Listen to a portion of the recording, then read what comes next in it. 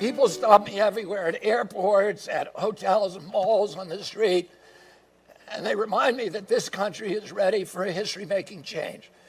They are ready to reclaim their freedom, their independence.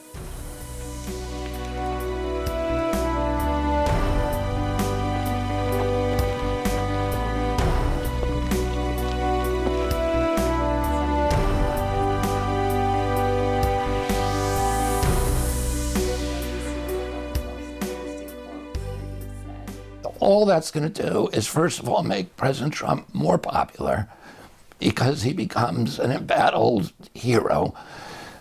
But it also is really bad for the polarization of our country. I'm not a fan of President Trump's. I'm running against him. I intend to beat him in this election. I want to beat him on a level playing field. I don't want to beat him because of a court case. I want to beat him because more Americans voted for me, and I don't want to deprive Americans of their ability to vote. Please welcome the next president of the United States, Mr. Robert F. Kennedy, Jr.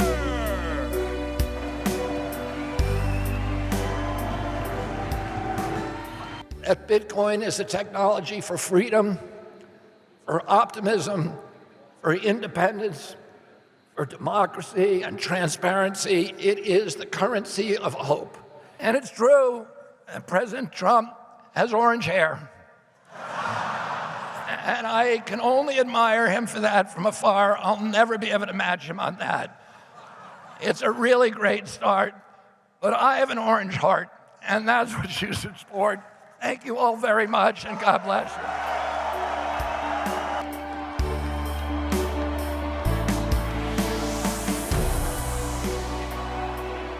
I wanted a partner who was a gifted administrator, but also possesses the gift of curiosity, an open, inquiring mind, and the confidence to change even her strongest opinions.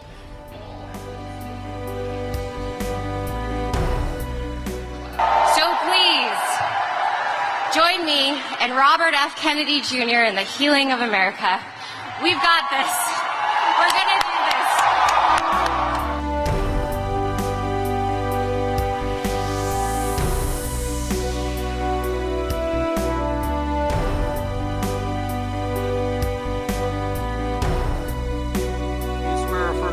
Perjury that the testimony you're about to give is true and correct to the best of your knowledge, information, and belief, so help you God.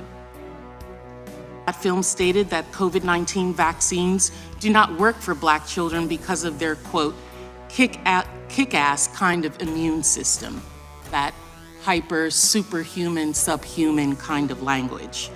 We can't do that without the First Amendment, without debate.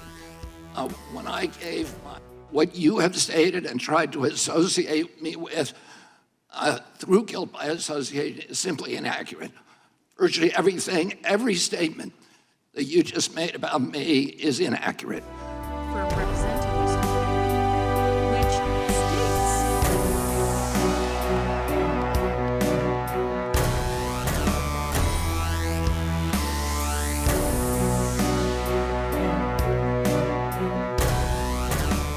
Well, the history of third-party presidential candidates is that they have not done well. Most have faded as we approach Election Day, and they have not tended to take overwhelmingly from one candidate or the other.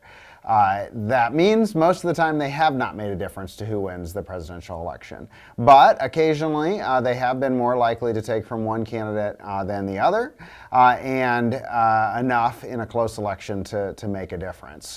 My intention is to spoil it for both of them.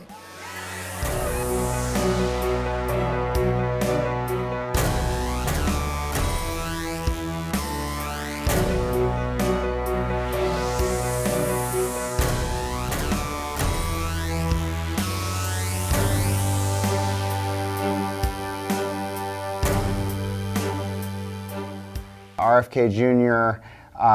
initially did not appear to be taking disproportionately from Biden or Trump. In the very early polls of Harris versus Trump, he appears to be taking potentially more second choice votes from Trump than from Harris. So that's maybe a change from what most people thought would happen to a former Democrat who had run in the Democratic primary and obviously has a well-known Democratic last name.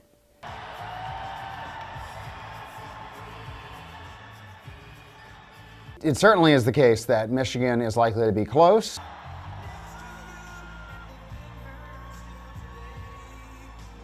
So that means that this third-party candidacy, even if it only takes a small number of votes, could be enough to tip the scales one way or the other.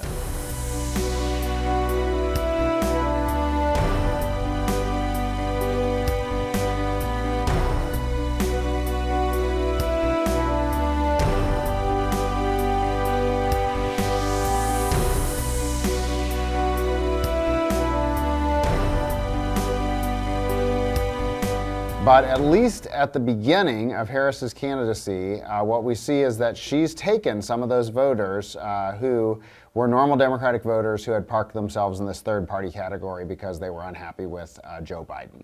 So if that continues, then the people left over would be the people who are mostly Republican voters who are dissatisfied with their candidate. Certainly that's going to include some people from the anti-vaccine movement where Trump and RFK Jr. are both associated.